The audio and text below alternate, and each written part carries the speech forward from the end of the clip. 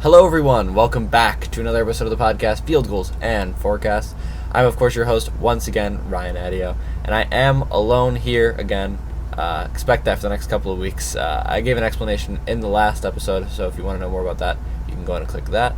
But as for just me, week 16 of the NFL has just concluded. Only 2 weeks left, which I can't believe I'm really saying that this year has flown by. It's been a really good one for football, I would say, but just has gone very, very fast. We just watched Week 16, another great week of the NFL. Can't really complain, but why waste any more time? Let's jump right into it. Let's start with the news, and then we'll go into the game recaps, then we'll go into fantasy, and then, of course, the quick picks, as always. So let's start with the news. The biggest news that I would say to come out of the NFL this Sunday was the Tank Dell injury. I know a lot of you have seen that already, but Tank Dell, it was kind of a friendly fire. He made a great catch, it was a diving catch into the end zone, scored, and really to cap off his great performance all day against the Chiefs, but his own player ran into him, or shouldered into him, I guess you could say, dislocating his knee at the least. His knee was not in the right place, let's just say that, and it looks like a very bad injury. He got carted off. A lot of the players were really down, really upset, but he's just such a valuable member of the team. So, that team just has such great chemistry.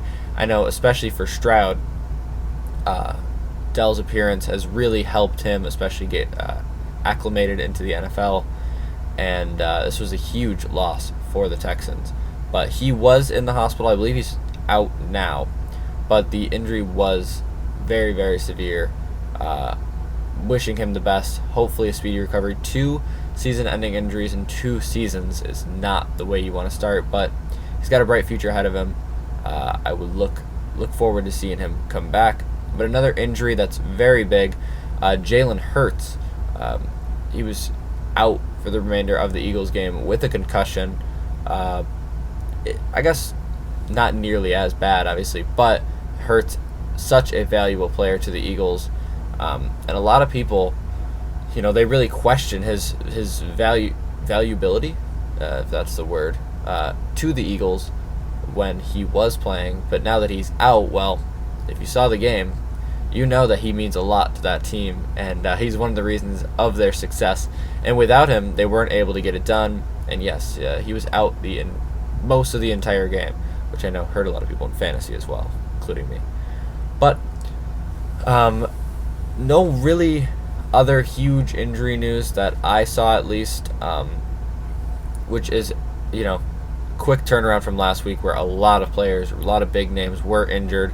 But, the less injuries, the better, obviously. So, but I do have a little bit more news here. The Giants look to own and seal the first overall pick because the Raiders decided they want to win against the Jags.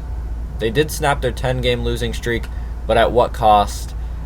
Looks to be a top pick was the cost. Good on them for continuing to win. I know it's really hard sometimes when you're in those 2-10, 2-11, 2-12. You have a 10-game losing streak, and you're like, well, why would we want to keep winning? But good on Antonio Pierce continuing to win that one. But yeah, it did cost them a pretty high draft pick. I think they fell at least 6 spots, which, when you're looking to rebuild, that is not what you want to do. But they got the win. They beat the Jags.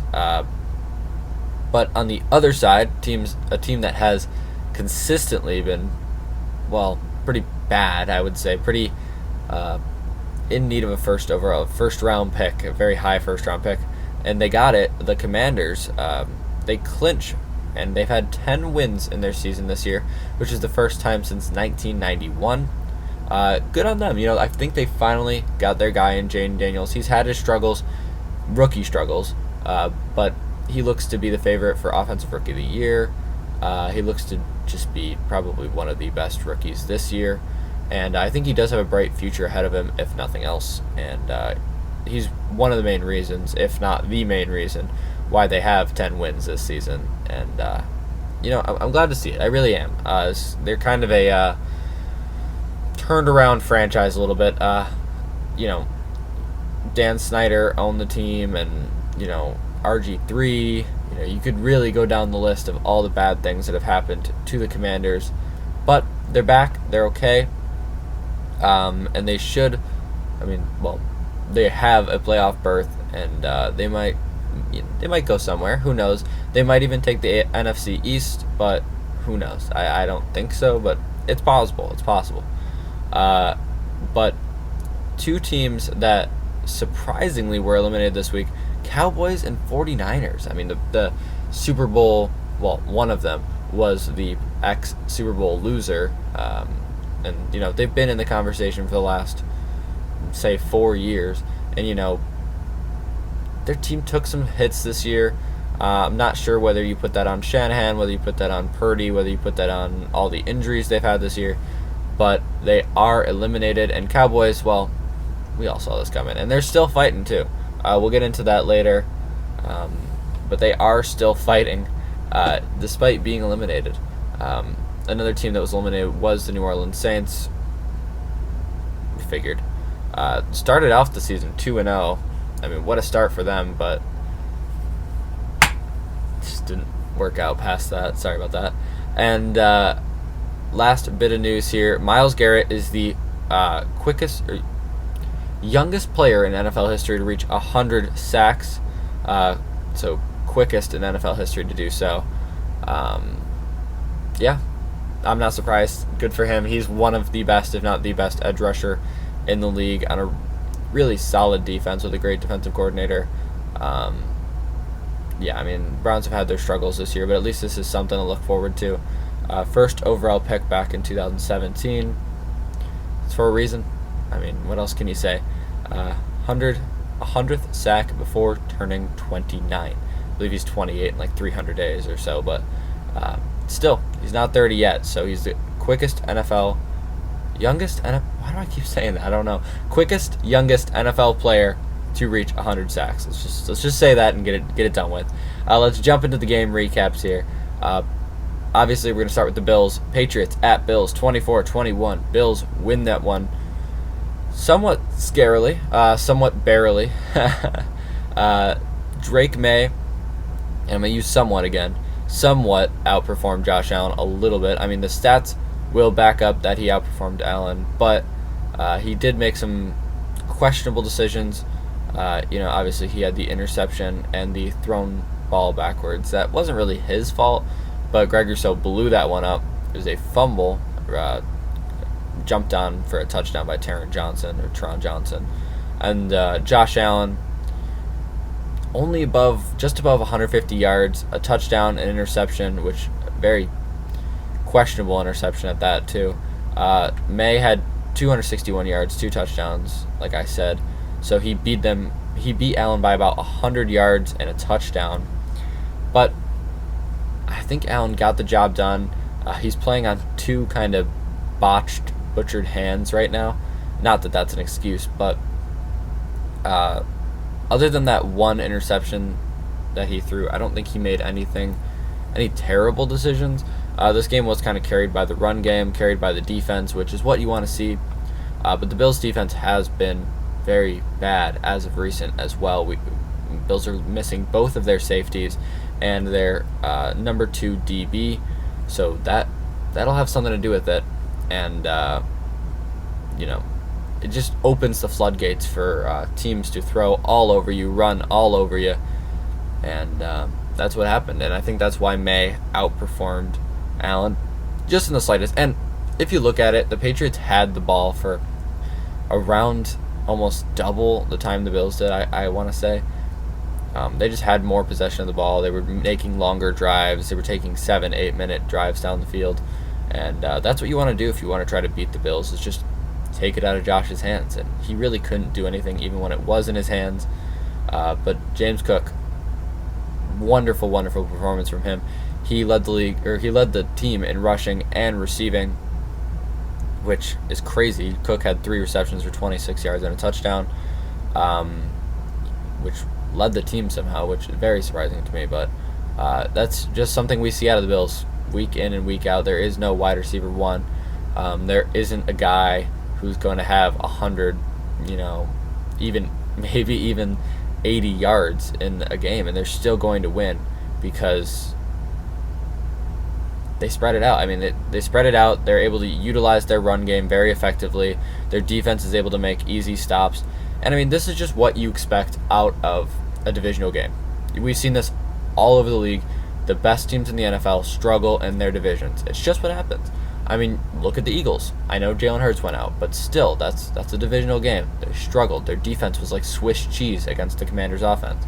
You look at the Ravens. That's a prime example. They are such a good team, but they will consistently lose to the Browns, lose to the Bengals, lose to the Steelers. It's just what happens every single year. This year they didn't lose to the Bengals, but you get my point. Divisional opponents are always going to be tough. This is nothing new. We play them again in 2 weeks. We'll see how that game goes in Gillette Stadium in Foxborough. But for now, you get the win. You're still able to get that number 1 spot if somehow the Steelers figure it out and beat the Chiefs next week. But we'll get into that later.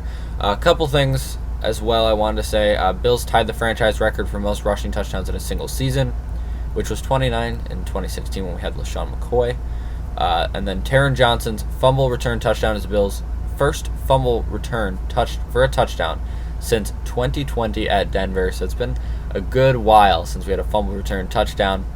But the big one there is the franchise record for most rushing touchdowns. If we have one more, we break the franchise record, which is phenomenal. Cook, if that doesn't go to show how good Cook's and even Allen's season is going so far, I don't know what will. But the Bills finally found their running back for a while. They didn't have a running back, and now they have Cook. They have Ty Johnson, who's been very good, and of course Ray Davis, the rookie, who's been phenomenal as well. But speaking of rookies who have been phenomenal, let's jump into the Giants and the Falcons. How about a new QB, new identity for the Falcons? I could not be happier. Penix was 18 for 27, 202 yards, and I can't emphasize much when I say interception. It was barely an interception. I mean, it'll be counted against him. When you look at his stats, it doesn't really look like a great game for him, but 18 for 27, that's very good, especially if your first start as a rookie. That's not bad completion-wise. 202 yards, he already broke the 200 margin, and the interception was caused by a drop by Kyle Pitts, basically. If you go and watch that, he was giving him Christmas presents. I mean, it's, I don't know, just terrible timing there. But the Kyle Pitts experiment, it's not going well for the Falcons. It's starting to fail. Kyle Pitts isn't putting in effort. It doesn't even look like he wants to play football. I mean, he is a freak of nature. I mean, just his stats, like his stature, his speed, his wingspan, all this stuff. Like, he should be good, but he just doesn't want to put in the work to be good. And I think if he does end up going to another team outside of the Falcons, he will still have a chance to be good. But right now, I don't think the Falcons are the fit for him. But Bijan, on the other hand, is most definitely the future. That was a good pick-ish by them. 22 carries, 94 yards, 2 touchdowns. I say ish because we do need defense really, really bad. We could have taken Jalen Carter, and we didn't. Hindsight, who knows? But, I mean, we have Tyler Algier. We have a really young, good, up-and-coming team, but I don't know. I'm not sure where I stand with that. I really like Bijan, don't get me wrong. He's a very, very good player, but I think just having Jalen Carter would really round out the defense a little bit more. But other than that, the defense went off. I mean, we did play the Giants. I do have to say that. We did play the Giants, who are the worst team in the NFL. So we won very handily. And the Giants don't have a terrible defense. Their defense is decent, if nothing else. But you expect to win handily. Any team expects to win handily against the Giants. But it does give me a glimmer of hope for the future. But the defense itself, 2 pick sixes against Drew Lock, 3 sacks. These are numbers we haven't really seen all year from the defense. Jesse Bates is a madman.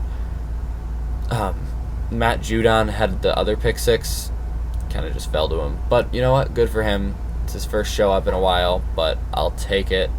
And Arnold Ebiketie, learn the name. He's up and coming. He's going to be very good in a few years, and he showed up and showed out this week as well. And with the Cowboys' win over the Buccaneers last night, the Falcons take the lead in the NFC South. It's now theirs to win. If they win out these next two games, they will clinch the division, clinch the playoffs, which it's going to be an uphill battle. They have to beat the Commanders, who have been very good all season. That's going to be a very, very good game next season because everything is going to be next game. I think that's a Sunday night game because everything is on the line for the Falcons here, and the Commanders just look to keep winning. They want to take the NFC East as well, so that is going to be a good one, I think. And we also play the Red Hot Panthers right now, who just continue to keep wanting to win. And so it's not over yet, but it is looking good for the Falcons. They just have to win this next one, I would say. And the Bucs also play the Panthers. I think they handily win the rest of their schedule. So thank you, Cowboys. If there's any Cowboys fans listening, thank you. If there's anyone from the Cowboys listening, also thank you. But anyway, Mike McCarthy, he figured it out, I guess. They're starting to look good at the end of the season when it doesn't matter, when they're already eliminated. But I'll take it. Thanks for beating the Bucs and giving the Falcons a chance. I appreciate it. But let's move on to some other games here. I'm just going to kind of breeze through these ones. The best one here, probably Eagles-Commanders. But again, there's not much to say because Jalen Hurts is out. I mean, this kind of shows how much they do need him. He's such a threat to teams. I mean, when you have Kenny Pickett back there in the pocket, teams are going to look at that and say, well, he's not going to throw on us. I mean, he only had 143 yards in the game, a touchdown, interception. He was 14 for 24. I mean, they were just kind of giving him check down passes, slants, and Devontae Smith probably should have caught that one at the end, but that's 2 times there's been a dropped catch and the Eagles have lost the game. Daniels, again, 2 interceptions, but there was no rush game, so the Eagles knew what was coming. He was 24 for 39, 258 yards, 5 whole touchdowns, but then those 2 interceptions, of course. 9 carries for 81 yards, that's 9 yards a carry, that's pretty good. And he led the team, like I said, in rushing. He also led them, obviously, in passing. But when you don't have a rush game like that, there's nothing to rely on, especially for a rookie. They're going to make some mistakes. I understand where the 2 interceptions come from. Saquon Barkley, how could I not talk about him? 30 carries for 150 yards, 2 touchdowns. I don't know. What can't he do? They probably should have relied on him a little bit more at the end of that game. But what can you say? When you force 5 turnovers and your offense still can't get it done, yeah, that's what's going to happen. It's a really tough scene if you're an Eagles fan, but I wouldn't let it get to heart, especially when Jalen Hurts comes back. You guys are going to be fine. I still think you're one of the best teams, if not the best team in the NFC right now. But good AFC West matchup to move on to here. Broncos-Chargers, 34-27. The Broncos are good. They are good. I won't lie there. I mean, I'm not going to take that away from them, but they're not quite complete. Their offense just needs some work. When your leading rusher is Audric Estime, I don't really know how to say his name, but when that's your leading rusher, you're not really going to get it done. You need a good running back. You need a solid wide receiver 1, which I thought, oh man, I can't think of his name right now, which I thought they had. Wow, that's bad. I can't think of his name at all. My brain is just not working today, but they do usually have a good wide receiver 1. And Cortland Sutton, there we go. I knew it started with a C, I just couldn't think of where that went. Cortland Sutton has been their wide receiver 1 for a while. He's very, very good, don't get me wrong. But there's no one to really support him. So if they just lock him down, there's not really much else to turn. They don't really have a great slot receiver, I believe, and that'll kill you. Decent offensive line, bad run game, good quarterback, but they're just not complete. The offense just needs some work, and they're being carried by their defense a little bit here, but not this week. Chargers are able to sneak one out against them, and Jim Harbaugh? God, they can't start with the same letter like that. That's tough, man. Jim Harbaugh and his Chargers win another one. They do look very complete so far. They do need a couple more receivers, but other than that, their defense has looked very solid, has looked very progressively better, and their offense, any Justin Herbert-led offense, is going to be very good. So, good up for them. I'm glad to see them back in the spotlight here. Rams, Jets should have been a blowout for the Rams, but they just couldn't get anything going on offense for some reason. Jets unable to get anything going on offense too, but what's new, I guess. Texans, Chiefs. Poor ref calls, I guess. Other than that, the Texans just don't look that good. The Chiefs looked decent in this one. I will give it to them. But they do have a tough matchup next week. Vikings, Seahawks. Really thought the Seahawks were going to squeak that one out. This puts them far back. It'd be hard for them to make a comeback here. Yeah, that's tough. Every year they're a fringe team, and they look good for a while, and then they get to the playoffs and they just can't make it. And speaking of fringe team, Cardinals lose to the Panthers 36-30 in overtime. And here's a couple of teams that won, but probably shouldn't have based on the draft order, and the Panthers are one of them, the Cowboys are one of them, and of course the Raiders, the worst one there. They beat the Jags 19-14. The Cowboys beat the Bucks 26-24. These are teams that are already eliminated. They really have nothing left to lose besides the draft order. So, I don't know. It's a tough scene. Tough scene. But you won. You did win. And the Cardinals, I think, are very close to being eliminated, if not already eliminated. I could be wrong there. But, yeah, this puts them back. And with the Rams continuing their win streak, they look to take this one handily. And they're a good team. I'd like to see them in the playoffs anyway. I think the Seahawks and Cardinals are just a few pieces away from being pretty good. But Kyler Murray's been a tough ask as well. But let's move on to the fantasy section. My starts and sits.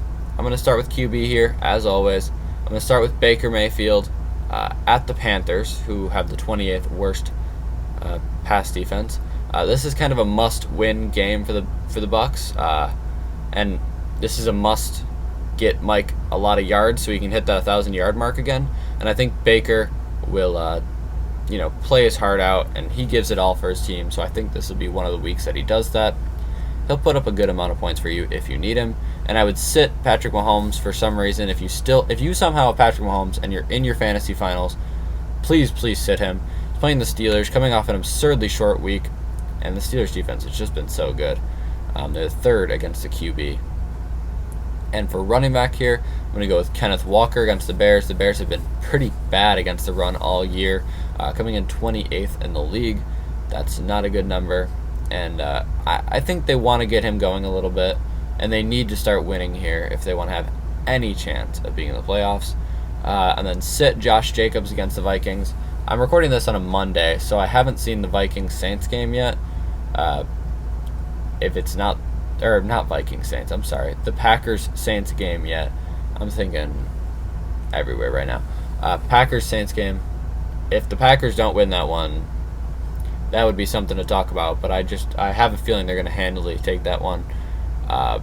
Josh Jacobs will probably have 2 very good weeks back-to-back. The Saints defense is terrible against the run, but here's the Vikings defense, who is good against the run, and I think they're going to stop him. They stopped him last time they played, I think, and look to sit him just for this week unless you need to start him. Let's move on to our wide receivers here.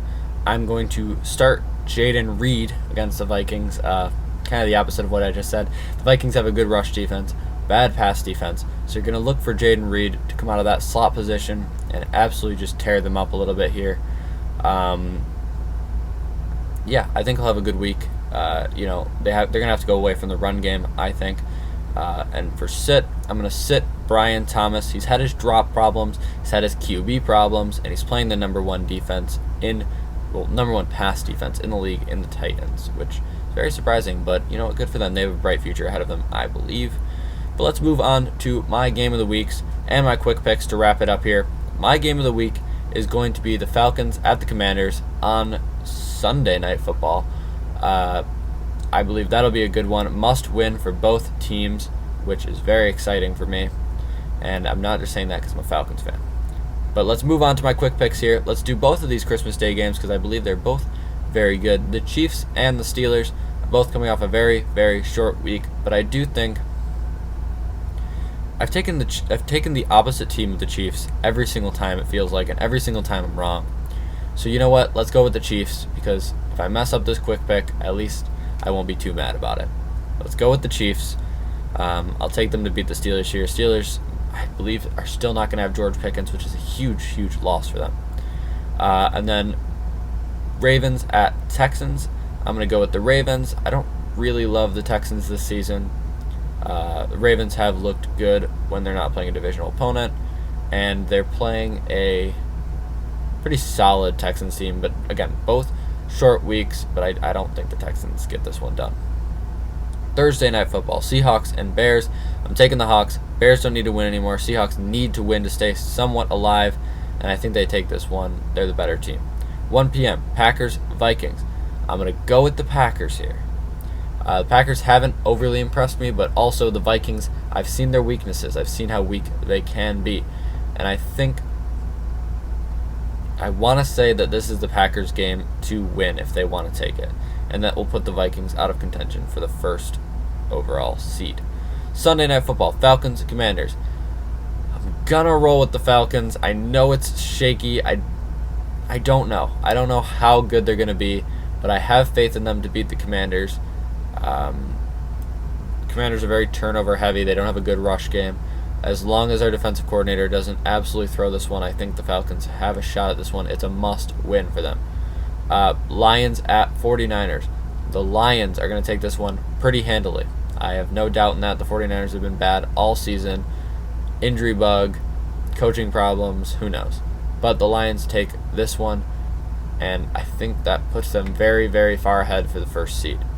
But that will do it for my quick picks, and that will do it for this, I think, the 14th episode of the podcast. Thank you guys for listening. Another short one here. Without someone to talk to, it makes it kind of boring, so I try to keep it short, I guess. But other than that, I will probably see you guys next week. Enjoy your holidays. Enjoy the football that comes with the holidays, but don't enjoy it too much. Spend some time with family. Hopefully, you get all the jerseys you asked for and all the merch you asked for, and maybe even Sunday ticket for a couple of games. And hopefully, the best Christmas present would be a playoff berth for your team, and I'm hoping for that one as well. But thank you guys for listening again, and I will see you next week. Bye-bye.